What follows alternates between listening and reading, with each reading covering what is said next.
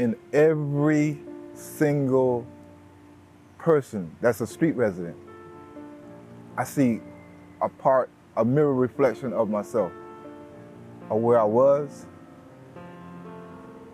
where they are, but I also see something else. I see where they can be. Those second chances require active participation and a willingness to overcome. Williams is a walking billboard for the power of second chances in life and the spirit of resilience. It's never too late to start again. He could have given up at any point after losing his way shortly after leaving the Army in 1985. Williams had been used to strict routines and camaraderie while in the Army. He received an honorable discharge after 4 years, but there were scars. He developed lupus. He went through 22 jobs in 1 year. So I began to separate myself. I began to separate myself from jobs. I felt alienated when I went to a job because of the lupus. I go to work, I'm a new kid on the block. I work with you guys. We do our tasks together. But at break time, you go your separate way. At the end of the day, we all go home. So I didn't have any real social connections. It escalated from there in a bad way. I found myself homeless in 1989. I mean, I was just homeless. I wasn't using no shelters, wasn't using no services. I was a survivor. I'm an infantry soldier. The Army taught me how to do this outside, right? So I would go to labor pools from here to there just to get enough money to go and buy my food, whatever else. I was living in a wooded area off of John Young and Old Winter Garden Road. You have a feeling of helplessness. You have a feeling of disparity.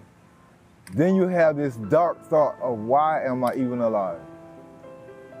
You have those. Sometimes they're in moments, but they happen. Not to the point to act on, but they happen. When people are homeless, they have these thoughts that, we've already been stigmatized, pretty much.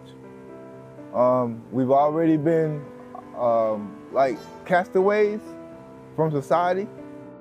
Williams, now 60, found the light after stepping inside a meeting chaired by Andre Bailey, then CEO of the Central Florida Commission on Homelessness. Bailey helped show him the path toward stability. It took 14 years, but Williams found his way out of the woods. The problem was how to go back into society as a lost soul.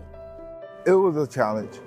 It was a challenge. I would say this, that anybody who has, for whatever reason, detached themselves from socialization, it's always a challenge to reintegrate yourself.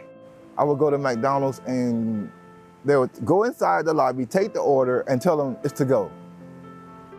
I would sit by the bus stop and eat whatever I bought from them.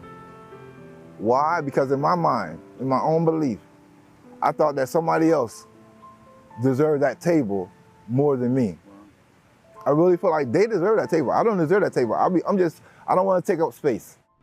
Williams now tries to reach others who were once like him. How y'all doing? As he rides a bicycle along the Lake Eola perimeter. All right. He is in constant interaction with homeless people. His experience is a vast resource. Williams can point them in the right direction, whether it's where to get a meal or where they can sleep at night. And he instinctively knows if someone is truly in need of help or just playing the game to get money. I give hand-ups instead of handouts because a handout keeps a person stuck. It keeps a person, what I mean by keeps a person stuck, they're complacent with where they are. We want to know more about them. We want to know not what makes them tick. We want to know more about what's your struggle? What are your barriers? How can I be better assistance to you? And I think this is one of the key parts of our Downtown Outreach Ambassador program. See, I just don't look at their situation for where they are now, today, right now. That could change. It will change. And I'm there to help you change. He has a roadmap, himself. He now shares his home with his wife, whom he married in June of 2017. He has a car, but most importantly, he has purpose. My life is good. It really is. My life, David Williams' life today, is extraordinary. It's one like I never dreamed. It really is.